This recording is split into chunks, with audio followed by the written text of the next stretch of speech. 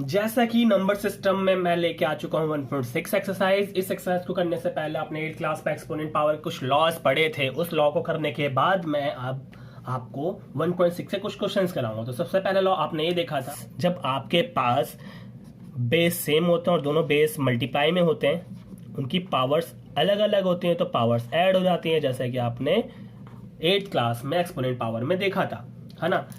और एग्जाम्पल लेके देखें तो इसका एग्जाम्पल ये हुआ कि 3 की पावर 7 और 3 की पावर, अगर आपके पास 2 है तो हो जाएगा 3 की पावर 9, ऐड हो जाता है।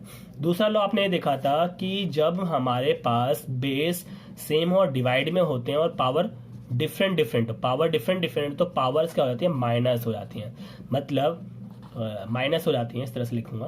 तो माइनस करने के लिए मैंने करा 3 की पावर 7 डिवाइड बाई 2, 3 की पावर 2, तो क्या हो जाएगा 3 की पावर 7 में से 2 को माइनस कर देंगे तो हो जाएगा 5, है ना। तो ये हमने लॉ देखा था। एक लॉ और मैं लॉ सारे बता देता हूँ नॉर्मल। हमने ये भी देखा था जब किसी की पावर 0 होती है ना तो उसका मतलब 1 होता है ना। अगर कोई भी ऐसा नंबर हो जिसकी पावर 0 उसका मतलब 1 होता है। फोर्थ हमारे पास ये है कि अगर कोई पावर वैल्यू लिखी है, उसकी कोई पावर लिखी है और ब्रैकेट के बाहर एक और पावर लिखी है, तो ये दोनों पावर ना आपस में क्या हो जाएंगी, मल्टीप्लाई हो जाएंगी इस तरह से। जैसे इसका एग्जांपल ले लूँ, 1000 के ऊपर 0 तो मतलब 1, और इसका ले लूँ तो 2 की पावर 3 और बाहर एक और 4 लिखा है तो उसका मतलब पावर क्या हो जाएंगी, मल्टीप्लाई, तो 2 की पावर हो जाएंगी 12। इस चीज़ को ध्यान में रखना। और एक चीज़, अगर हमारे पास फिफ्थ यहाँ लगा देता हूँ, अगर कोई नंबर रूट के अंदर है तो उसका मतलब आपको समझ में आ ही रहा होगा, पावर क्या होती है, हाफ होती है। थोड़ा ध्यान देना कुछ रूल्स के बारे में। अगर मैं एक और रूल आपको बताऊं, ठीक है ना, तो मैं रूल देख लेता हूँ सारे। तो एक हमारे पास रूल इस तरह से है, कभी कभी ना क्वेश्चन इस तरह से लिखा आता है a की पावर m और a की पावर n, तो इस तरह से डिवाइड में ही है, इस तरह से ही है। ओके, तो हम इसको किस तरह से लिखेंगे, a m माइनस 1 डिवाइड में पावर क्या हो जाती है, माइनस हो जाती है जब बेस सेम होता है। ओके, तो एक तरह से यही, और ये क्वेश्चन सेम है, लिखने का तरीका अंदाज जो है अलग है। ओके, तो अगर हमारे पास कभी इस तरह से क्वेश्चन हो कि a अपॉन में पावर लिखी हो m, तो आपको पता है जब मैं इसको ऊपर ले जाऊंगा तो पावर जो होगी वो नेगेटिव हो जाएगी। अगर मैं ये भी कह सकता हूँ कि अगर किसी की पावर नेगेटिव है तो उसे पॉजिटिव करने के लिए मुझे इसको अपॉन में लिखना पड़ेगा। इस चीज़ को ध्यान में देना। ओके, ध्यान देना। अब यहाँ पे मैंने कुछ चीज़ें बता दी हैं जिससे आपके क्वेश्चंस हो जाएंगे, और कुछ छूट गया हो तो मैं जब एक्स्ट्रा क्वेश्चंस कराऊंगा ना इस चैप्टर से तो कंप्लीट करा दूंगा, ठीक है ना। तो स्टार्ट करते हैं हम क्वेश्चंस को आगे की तरफ। जैसा कि कुछ बेसिक्स मैंने आपको बता दिए थे 1.6 में इससे पहले, है ना। अब जैसा कि क्वेश्चंस करते हैं तो यहाँ पर ना कुछ नंबर्स लिखे हैं, तो ऐसे क्वेश्चंस जो होते हैं जिनके बेस बड़े बड़े होते हैं तो आप उनका एलसीएम कर लो।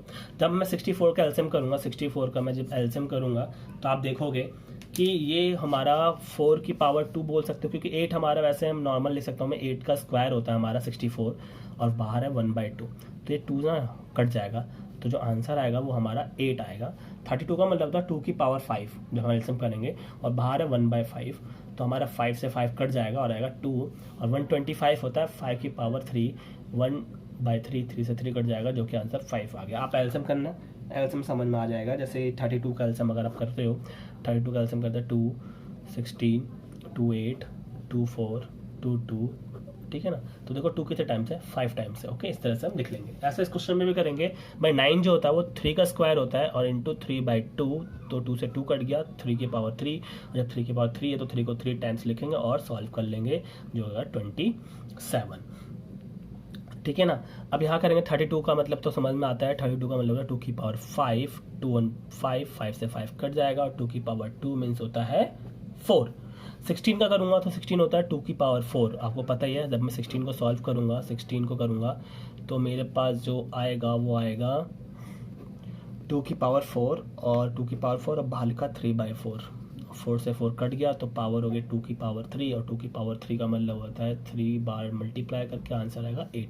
125 होता है आपका, माइनस में है ना, देख लेता हूँ, चेक कर लेता हूँ माइनस में है कि नहीं, देख लेना एक बार माइनस में है कि नहीं। 125 5 की पावर 3 होता है माइनस 1/3 पावर, माइनस में तो हो जाएगा -1, 5 की पावर -1, और जब माइनस में होगा उसको पॉजिटिव करने के लिए हमें नीचे लिखना पड़ता है अपॉन में। तो क्वेश्चन हो गया, हमारे 2 क्वेश्चन हो गए। अगर लास्ट थर्ड क्वेश्चन है, एक बार वो कर लेते हैं। जैसा कि थर्ड क्वेश्चन में सिंप्लीफाई करना है, और सिंप्लीफाई में आप देखो वही डॉट का मतलब मल्टीप्लाई है, ठीक है ना। तो हमें पता है जब बेस सेम होते हैं और पावर अगर हमारे अलग अलग हो और मल्टीप्लाई में हो तो बेस ऐड हो जाते हैं, आपको पता ही है। जैसे कि a की पावर m मल्टीप्लाई a की पावर n, तो पावर क्या हो जाएंगी भाई, ऐड हो जाएंगी। तो इसी तरह से ये दोनों बेस सेम है तो इन दोनों की पावर क्या हो जाएगी, ऐड हो जाएगी। हम ऐड कर देते हैं। अब ऐड किस तरह से करते हैं, आप मुझसे ज़्यादा समझदार हो। इन दोनों का एलसीएम होगा 15। ओके, 3 के टोटल 15 5 टाइम्स में आएगा, या तो मल्टीप्लाई कर दो 10 और अगर 9 तो हो गया कितना 19 अपन में 15। अगर मेरा क्वेश्चन ठीक लिखा हो तो शायद क्वेश्चन ही गलत लिखा है, वैसे इस तरह से ही क्वेश्चन होगा, क्योंकि क्वेश्चन जो बुक में लिखा है वो इस तरह से लिखा है 2 की पावर 2/3 और मल्टीप्लाई 2 1/5। बुक का क्वेश्चन ये है और मैंने लिखा है इस तरह से, तो समझना इस जैसा कर लेना क्वेश्चन को। तो यहाँ पर लिखा है तो हम ब्रैकेट जब ओपन करेंगे तो ये 7 से मल्टीप्लाई कर जाएगा पावर से इस तरह से, तो हो जाएगा 1/3 की पावर 21। और 6 से लिखूँ तो उसको माइनस करके ऊपर लिख सकता हूँ मैं। अब डिवाइड में पावर क्या होती है, माइनस हो जाती है, तो डिवाइड में हम पावर को माइनस कर लेंगे। जब मैं डिवाइड को पावर को माइनस करूंगा तो बेस जो होगा एलसीएम होगा 4, और 2 के टेबल में 4 2 टाइम्स आता है और 1, तो आंसर आएगा आपका 11 1/4। ओके, तो ये हो गया हमारा आंसर। अब इसको करेंगे तो आपको पता है मल्टीप्लाई है, और बेस जब सेम होता है ना, तो ये रूल नहीं बताया होगा मैंने, जब का बेस अलग अलग होता है और पावर सेम होती है तो बेस आपस में मल्टीप्लाई कर जाती हैं। तो इस चीज़ को ध्यान रखना। तो 7 8 जा 56 और पावर हो गई 1/2। तो ये हो गया आपका आंसर। तो यहाँ पर हमारा ये चैप्टर खत्म होता है, बट चैप्टर को खत्म नहीं है भाई। जितना भी अभी आपने एनसीईआरटी पढ़ा है इसमें से जो आएगा वो सिर्फ 1% आएगा। इस वाले चैप्टर से बुक में से आएगा 1%, और ज़्यादातर इस चैप्टर में क्वेश्चन जो 99% रह जाता है वो आएगा R D. Sharma, R S. Agarwal, Upadhyay, S Chand, जो भी एक्स्ट्रा बुक्स है आप रेफर करते हो उसमें से जो क्वेश्चंस बनते हैं उसमें से आने वाले हैं। तो आपको वो क्वेश्चंस भी करने ज़रूरी हैं, मैं वो क्वेश्चंस भी कराऊंगा। उसके लिए अलग से लेक्चर्स बनाने वाला हूँ, मैं वीडियोस बनाने वाला हूँ, तो मैं क्या चाहता हूँ उस वीडियो को भी आप देखें। ओके, तो बाय, आज के लिए इतना काफ़ी है।